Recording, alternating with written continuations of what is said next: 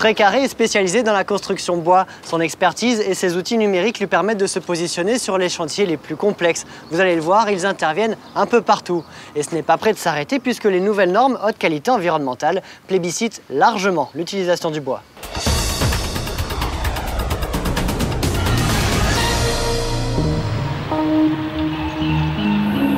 Sur le marché de la construction bois, cette entreprise est leader en termes de volume.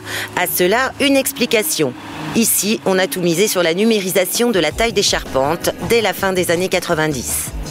Le centre d'usinage numérique dernier cri que voici n'a besoin que d'un seul pilote et pourtant, il débite, perce et taille plus vite que ne le feraient 20 charpentiers. Le principe est simple, les programmes sont tout d'abord effectués en bureau d'études par l'ingénieur qui nous transmet ces programmes-là, qu'on insère dans notre PC ou pupitre. On approvisionne avec le bois nécessaire et ensuite on lance l'usinage. En 1h30, le centre d'usinage aura taillé et préparé 78 mètres linéaires d'une charpente bois destinée à un bâtiment collectif de 69 logements. L'intérêt de cette machine, c'est effectivement la cadence qui n'est pas cassée. La machine peut s'arrêter que s'il y a un défaut sur une pièce de bois ou il y a un problème lors de l'usinage, ce qui reste quand même relativement rare. Donc, ce qui permet d'avoir une cadence très élevée. Chaque perçage, chaque entaille est dessiné en bureau d'études avant d'être reporté sur le logiciel du centre d'usinage. Au final, toutes les pièces formeront un kit que les charpentiers n'auront plus qu'à assembler. En 95-96, on a commencé à avoir les premiers logiciels de charpente qui ont été mis au point, notamment par les Suisses et les Allemands.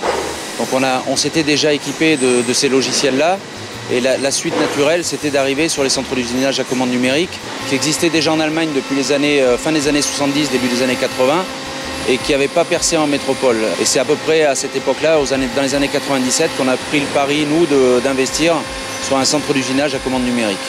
C'est en fait là qu'est la grande révolution, c'est qu'on est passé d'un système artisanal à un système semi-industriel ou industriel, et donc avec la précision qui va avec. Ce pari de l'innovation technologique permet à l'entreprise d'obtenir les chantiers les plus complexes techniquement. Dans le bureau d'études, un ingénieur bois et 5 dessinateurs 3D travaillent actuellement au projet de la maison du Parc National. Elle sortira de terre en 2013, à la plaine des Palmistes. Donc la particularité de ce projet, on le voit tout de suite à l'écran, c'est qu'il y a beaucoup de pièces cintrées et beaucoup d'éléments de surface non plane. Une toiture en vague, en l'occurrence. Et puis par endroits, des porte-à-faux importants dans les extrémités des bâtiments. Donc grâce au bureau d'études et grâce à tous nos moyens de production, on peut tout à fait gérer ce type de chantier.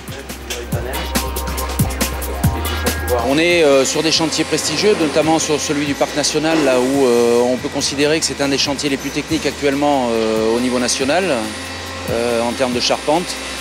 Et en termes de clientèle, on a une clientèle qui va de la collectivité aux particuliers. On fait des petits chantiers comme des gros chantiers.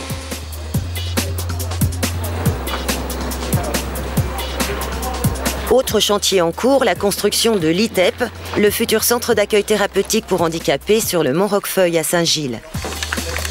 Nous, on a posé tout ce qui est en bois, donc les passerelles, les escaliers d'accès au bâtiment. C'est un bâtiment dont tous les accès entre les différents bâtiments se feront exclusivement par ces accès-là en bois. Je pense que c'est une démarche écologique principalement. L'architecte Michel Reynaud aime le bois aussi, donc il plébiscite fortement le bois déjà lui-même. C'est un chantier en termes de charpente qui est pas complexe. L'idée, c'est en fait d'accoler aux façades des passerelles et d'avoir des systèmes qui soient protégés pour éviter le rayonnement direct du soleil sur la façade béton. Et tout ce système de passerelles permet en fait de créer des ventilations naturelles et d'éviter d'avoir un rayonnement direct. La réglementation qui impose 30% de construction bois dans les nouveaux logements collectifs joue en la faveur de cette entreprise, ainsi que le développement des bâtiments haute qualité environnementale ou basse énergie. Ils intègrent de plus en plus de bois. Soucieuse d'environnement, Trécarré est aussi signataire des chartes de qualité garantissant la provenance et la traçabilité des bois utilisés. Elle a le label PEFC de la filière bois. D'un point de vue concurrentiel, on doit concurrencer le béton et le métal. Voilà. Et si on ne se diversifie pas, si on ne se démarque pas de ce que font les bétonneux ou les métallos, c'est un passage obligé. Donc essayer de tirer toujours la profession vers le haut et non pas niveler par le bas. C'est également l'une des premières entreprises réunionnaises à effectuer, en partenariat avec l'Agence de maîtrise de l'énergie, ses propres bilans carbone. Objectif : réduire au maximum ses émissions de gaz à effet de serre et son empreinte écologique.